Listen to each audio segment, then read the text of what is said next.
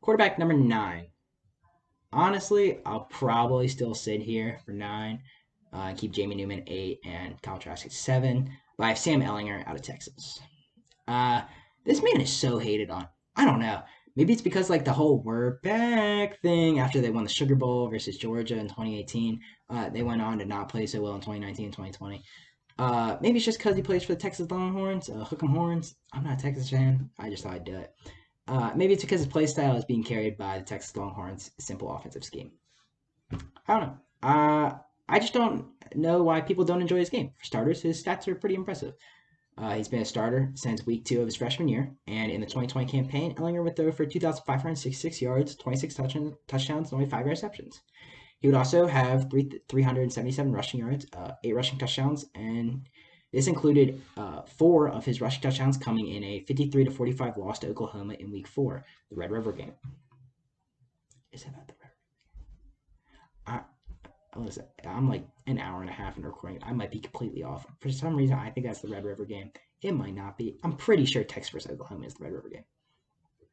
Well, this year he did lead Texas to a 7-3 record. But I think there's a lot to like in Sam's game, but there's even more to be desired. But first, let's check out, again, what he does impressive.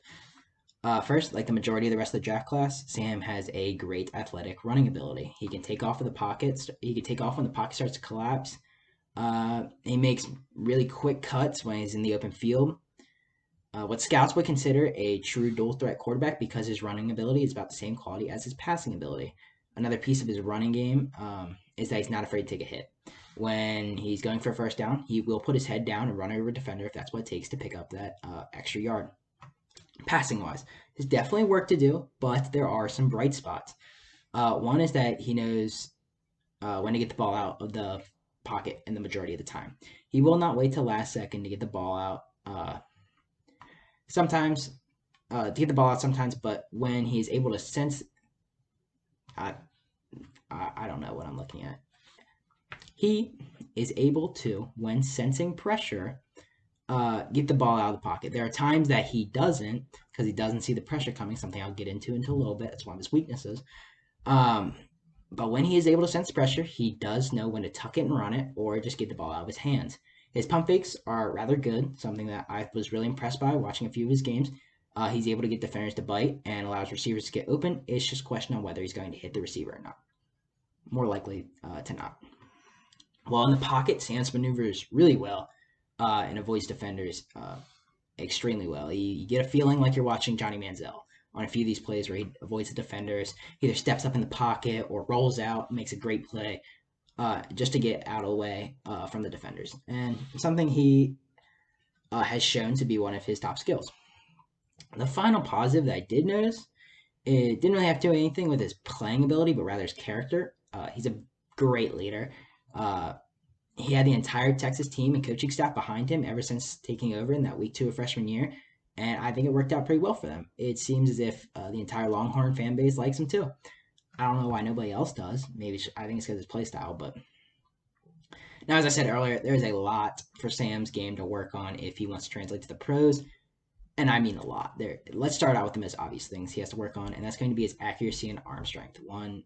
They're pretty much like locked together when talking about quarterbacks. If they don't have the accuracy, it could be because of their arm strength. They don't have the arm strength, they won't have accuracy. Now, Ehlinger throws are often off target, and the majority of his yards come from dump off like routes, really quick throws on like 5 yards or less.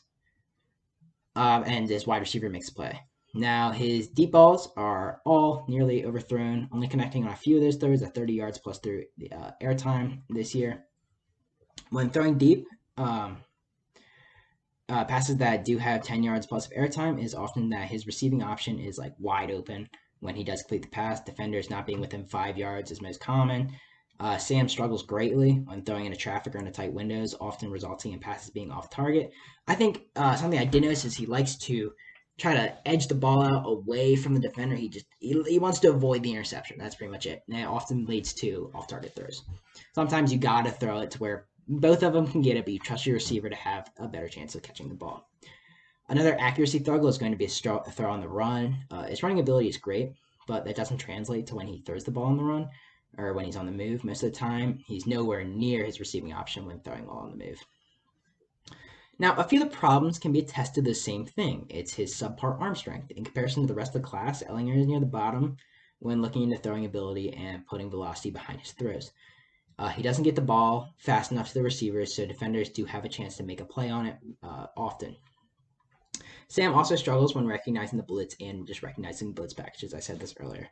Although he's good, again, getting the ball out when average pass rush is on him, when no extra defenders being sent, so really just 4 defenders coming in on him. He often forgets his basic mechanics and most commonly ends up with him being sacked when there are a few blitzes.